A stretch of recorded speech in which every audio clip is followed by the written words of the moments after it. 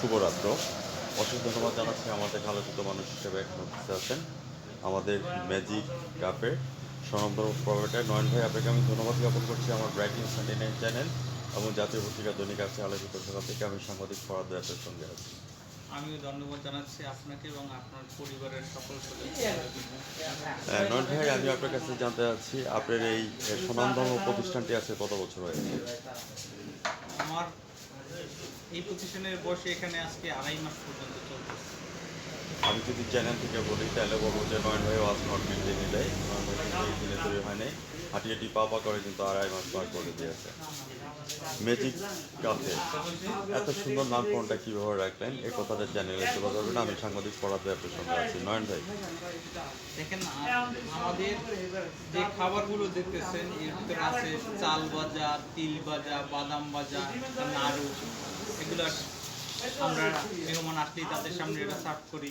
তারপর টেবিলে রাখা আছে রসুন, এই রসুন দিয়ে মেহমানরা খায়। এই খাবারগুলো অতীতের খাবার ছিল।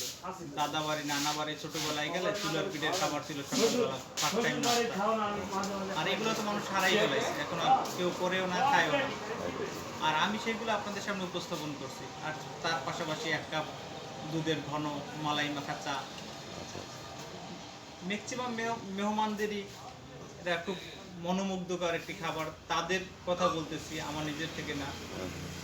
তো আলহামদুলিল্লাহ আমি তাদের সামনে সার্ভ করতেছি নিয়মিত এবং তারাও সন্তুষ্টি হইতেছে যে খাবারগুলো খুব ভালো, প্রশংসা করতেছে।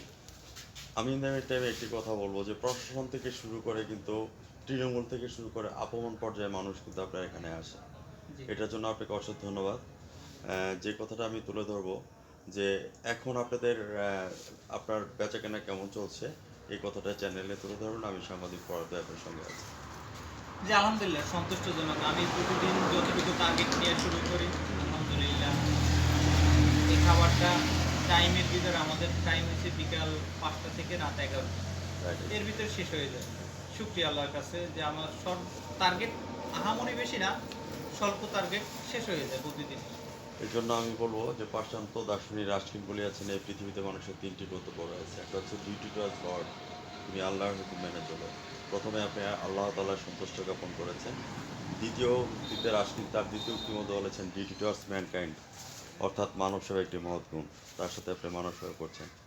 তৃতীয় উক্তির মধ্যে বলেছেন ডিউটি টু প্যারেন্টস, তুমি তোমার পিতামাতাকে মান্যগণ্য করো। সম্রাট নেপোলিয়ন বলেছেন তুমি আমাকে একটা শিক্ষিত মা দাও, আমি তোমার শিক্ষিত একটা জাতি দেবো। আপনার গর্ভধারিণী মাকে আমার চ্যানেলের পর্যায় থেকে আমি সাংবাদিক ফরাতে স্যালুট জানাচ্ছি। আপনার মতো সোনার ছেলে আমরা পেয়েছি, আমাদের একটা বিশেষ একটা আকর্ষণ। আমি জানতে চাচ্ছি যে আমাদের তৃণমূল পর্যায় থেকে শুরু করে আপমন পর্যায়ে আমরা সুপার সাহেবকেও দেখেছি, এসপি সাহেবকেও দেখেছি এবং কমিশনার সাহেবকেও দেখেছি আপনার এখানের মধ্যে আসার জন্য, ওনার ফ্যামিলি গেট টুগেদার করার জন্য। এতে আপনার অনুভূতিটা কেমন লাগে এই কথাটা একটু চ্যানেলে তুলে ধরবেন। আমি সাংবাদিক পড়াতে আপনার সঙ্গে আছি। আলহামদুলিল্লাহ যে তাদের মতো মেহমানরা আমাদের প্রতিষ্ঠানে আসে। এখানে আসলে ভালো কোনো বসারও ব্যবস্থা নাই, ভালো কোনো আপ্যায়নের ব্যবস্থা নাই, তারপরেও তারা আমাদের প্রতিষ্ঠানে আসে। এই জন্য আমার শ্রদ্ধা এবং সালাম তাদের প্রতি যে এই ছোট্ট প্রতিষ্ঠানে তারা আসে।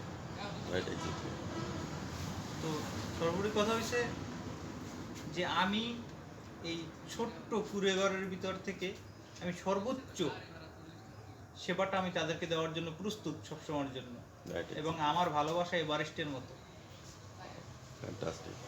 আমি চাই যে তারা আসলে, যেমন গৃহস্থের ঘরে মেহমান গেলে যদি ঘরে কিছু নাই থাকে তারপরও মেহমান যদি আগ্রহীতা প্রকাশ করে যে বসেন আমি হাঁড়িতে রান্না চড়াইছি, কিন্তু পাথর আর পানি দিয়ে নাড়াচাড়া করতেছে, কারণ গৃহস্থ মানে মেহমান বুঝতেছে যে এগুলোর তো কোনো খাবার নাই, তারপরে আন্তরিকতাটা অনেক বড় ছিল। তদ্রূপ আমার বসার আহামরি কোনো ব্যবস্থা নাই, কিন্তু যে আমার আন্তরিক থেকে আমি তাদেরকে শ্রদ্ধা এবং ভালোবাসা দিয়ে যতদিন মাদারীপুরে আসি আগলে রাখার চেষ্টা করব ইনশাআল্লাহ। ধন্যবাদ। খুব সুন্দরভাবে যে কথাটা তুলে ধরলেন।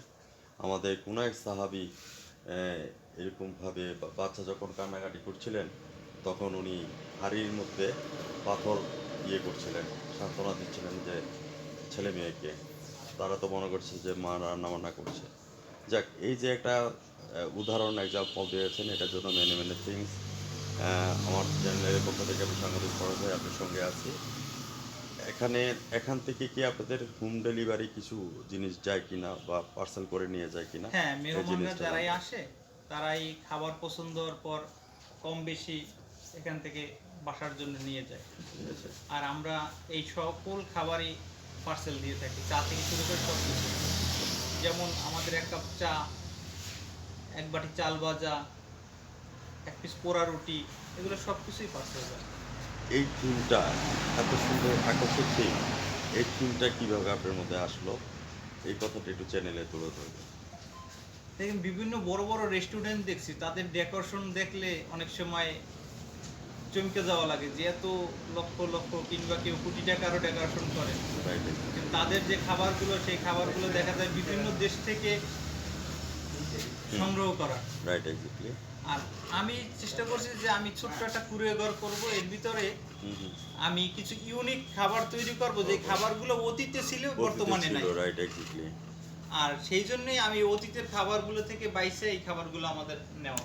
Right, exactly. আর যেই খাবারগুলো সর্বশ্রেণী মেহমানরাই পছন্দ করে রাইট, এক্স্যাক্টলি। এবং খুব আস্থার সহিত খাবারগুলো খায়। খুব সুন্দর একটি প্রস্তাবনা রেখেছেন আপনি। আগেকার দিনের হাইরোগ্রাফিক্সের যুগের কথা বললেন। আমাদের দাদারা, চাচারা, চাচিরা যে ধরনের খাবার খেত, সে কথাগুলি তুলে ধরেছেন। That is the one kind of the big achievement for the traditional of Bangladesh. বাংলাদেশে একটা ট্রেডিশনাল হচ্ছে যে এই ম্যাজিক চা। তা আমি সাক্ষাৎকারের শেষ পয়েন্টের মধ্যে চলে আসছি। একটি কথাই বলতে হবে, আমার বাড়ি যাইও ঘুমর, বসতে দিব ফিরে, জলপান যে করতে দিব শালি ধানের চিড়ে, শালি ধানের চিড়ে দিব ভিন্নি ধানের কই, বাড়ির কাছে কলা আমার ম্যাজিক চা কই। ভিউয়ার্স যারা আমার চ্যানেলের সামনে আছেন, থ্যাংক আগামী ইউ দিন আপনাকে, আপনার পত্রিকাকে এবং চ্যানেলকে চ্যানেলকে।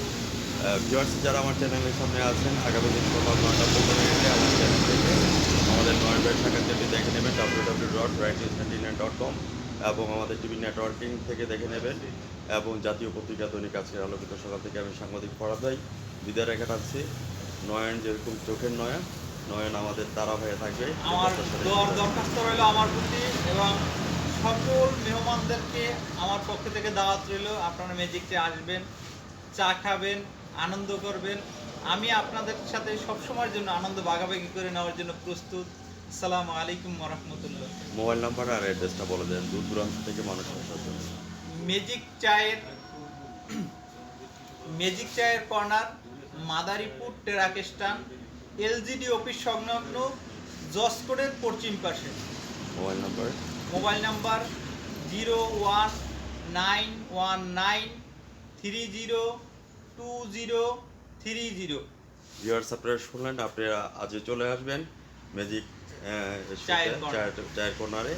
আগামী দিন সকাল 9:15 আবারও আমাদের চ্যানেল থেকে দেখে নেবেন আমাদের নয়ন ভরা চোখের নয়ন ভাইয়ের সাক্ষাৎকারটি এবং প্রামাণ্য চিত্রটি। আমি সাংবাদিক ফরাদ ভাই বিদায় রেখে টানছি। ভালো থাকেন, সুস্থ থাকেন, ধন্যবাদ আপনাকে। আসসালামু আলাইকুম।